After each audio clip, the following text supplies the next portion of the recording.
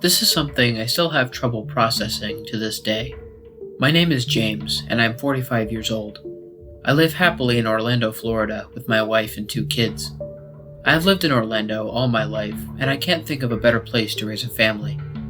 Last week, my oldest son was telling me about a camping trip he was planning with his friends the following month, and it took me back to a time in my life that I would never want to relive again. First, the backstory. Growing up, I lived in a small suburban area just outside Orlando.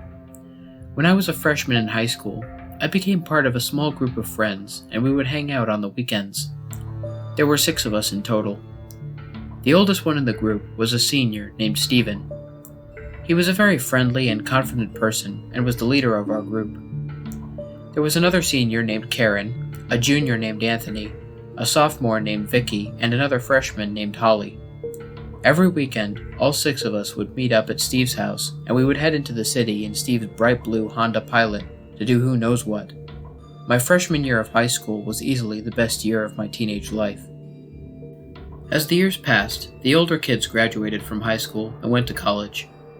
We kept in touch over time, and when Holly and I graduated, we all agreed to get together that weekend and celebrate one final time. We decided to go on a camping trip in the Everglades.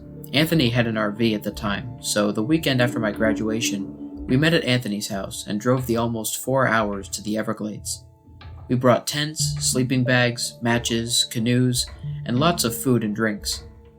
Since Stephen and Karen were both 21 years old at the time, they had purchased firearm licenses and brought hunting rifles in case we ran into a crocodile or panther during our trip.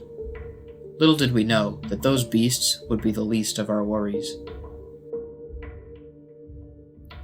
We arrived at the campsite that Friday afternoon. Stephen picked a spot close to a major pond in the Everglades since we planned on fishing during the trip. The pond was saltwater and was connected to the Gulf of Mexico through a small saltwater river. We set up the tents and unpacked the gear, then went on a hike. I've been to the Everglades many times, and hiking through the jungles and marshes is absolutely breathtaking. We hiked for about 3 hours and returned to camp before sunset. We unpacked a couple coolers filled with soda, prepared some food, and ate dinner by the fire. We talked about how everyone was doing, what we were all up to, etc., while watching the light from the fire reflect off the water and nearby rocks. It was just like old times, when we would spend our weekends together. It felt great. Around 10, we decided to turn in for the night. Stephen, Anthony, and I slept in one tent, while the girls slept in the other. I've always had trouble sleeping in sleeping bags. It's just how I am. I probably spent about 2 hours just rolling around trying to get comfortable. Eventually, I started to drift off when I heard footsteps crushing the leaves and twigs. It sounded like 2 pairs of feet walking slowly around our campsite. Feeling half asleep, I just assumed it to be a deer and fell asleep moments later. The next morning, we awoke around 8 a.m. After breakfast, we decided to go canoeing in the pond. To set the scene, Stephen and Anthony were in one canoe, Vicky and Karen were in the second, and Holly and I were in the third. We paddled a good distance into the pond and cast our lines. About a half hour went by, and Holly and I had caught a couple of trout and redfish. My cast was in the water, and I was kind of zoning out while waiting for a bite. Suddenly, my pole lurched forward and almost pulled me overboard. I grabbed the handle and pulled with all my strength. Holly grabbed the line and helped me pull, but whatever it was wasn't giving up. Finally, I managed to pull the cast out of the water, and I was not expecting what was attached. There was a huge green tentacle covered in barnacles and reeds. I didn't think there were octopuses in the Everglades, but what really stood out were the rasps sticking out of the tentacle's underside in place of suction cups. It was freaky as hell. While Holly and I were looking at this mutated tentacle, it lurched from my hook again and disappeared into the murky water. I looked back at my hook and saw it was stained black, which was even more weird since octopus blood is blue. I showed Holly the hook, and we both agreed to paddle back to shore.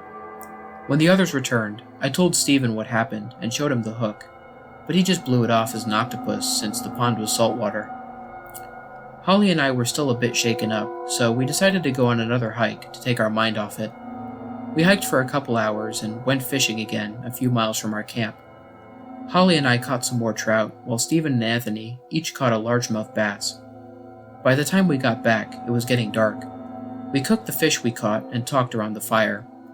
While we were eating, we heard something splashing in the water. It sounded almost like a fish jumping up to catch a fly. Steve shot a flashlight in the direction of the sound, and we saw something strange floating in the water. It looked like a lump of sea-green scaly flesh, partially covered in seaweed and algae. We couldn't see any facial features, it was just this blob of scaly skin and seaweed. The girls were getting spooked, as was I. Steve and Anthony reassured us by saying it was probably a snapping turtle. Snapping turtles are known to stay very still while they wait for prey, and their shells are covered in seaweed and algae to add to their camouflage. We tried to convince ourselves that it was just a turtle, but I had this uneasy feeling in the pit of my stomach. I felt like I was being watched. I brushed it off and we went to bed soon after. A few hours later, I woke up to sounds coming from the pond. It sounded like a large person moving through the water. A few minutes later, the splashing sound stopped, and I saw a huge silhouette outside my tent. It looked like a huge humanoid figure, but disfigured and hunched over. Another strange sound emitted from the creature. It's hard to put into words, but it sounded almost like the clicks and buzzes of a giant insect. The creature was circling around the tent, and I was too scared to move, let alone wake up Steve and Anthony. Suddenly, the buzzing sound stopped abruptly. I looked around, and the silhouette was gone. Oh, what a relief. I was about to lay back down and close my eyes, when suddenly, I heard the gut-wrenching, blood-curdling screams of the girls in the other tent. Stephen and Anthony shot up and bolted out of the tent. I followed and saw the girls run out of their tent screaming like banshees. They cried that there was something stalking them from outside the tent. Stephen said, "Don't worry, this will scare it off," and went for the gun in his tent. He fired a round into the air, and as he did, we saw something sprint out from behind the girls' tent toward the pond. Before it ran into the water, it turned and looked at us. As long as I live, I will never forget what I saw. The creature's body was huge and hunched over. Its skin was covered in scales and algae, and there was seaweed covering its arms and legs. Its back was lined with long, squirming tentacles, and there were short spikes sticking out from the spine. The creature had a fierce, hard face with razor-sharp teeth and glowing yellow eyes. It let out a short, guttural yell and splashed back into the pond. Immediately, we all sprinted back to the RV and sped off, leaving most of our stuff behind. Holly told us that as she was turning sides on her sleeping bag, she saw the creature sticking its head through the tent opening. She screamed in response, which caused the other girls to wake up and scream too. The creature then slowly left the opening and moved out of sight. We ended up driving the 4 hours back to Orlando and stayed the night at Anthony's house.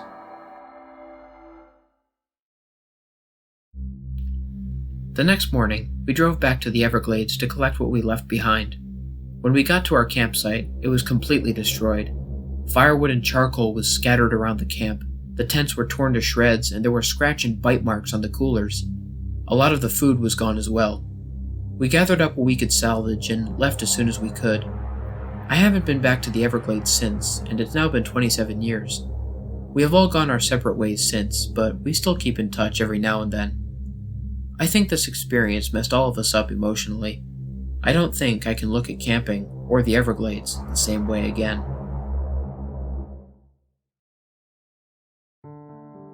What's up, everybody? This is the Lone Wolf here. Thank you so much for listening. I hope you guys enjoyed this video. Just a quick announcement for you guys. This video is my last video that I'm redoing. In 2 weeks from now, I am going to be premiering my first video containing stories from Reddit, so I am very, very excited about that. As always, if you guys enjoyed the video, be sure to like, share, and subscribe, and hit the bell for notifications, and join the Lone Wolf Pack. If you guys want to send me a message, there will be links in the description for my email and my Twitter account, so if you guys have any personal scary stories or creepypastas that you want me to read, feel free to send me a message, and I will use your story in a future video. There will also be links in the description for the music artists that I use in this video, as well as the specific tracks in case you're interested in the music. And finally, if you guys have any constructive criticism for me, feel free to leave me a comment. I'm always looking for new ways to make this channel better, and all ideas are welcome. Until next time, you guys, stay spooky. And remember, the hunt begins when the moon is full. See you soon.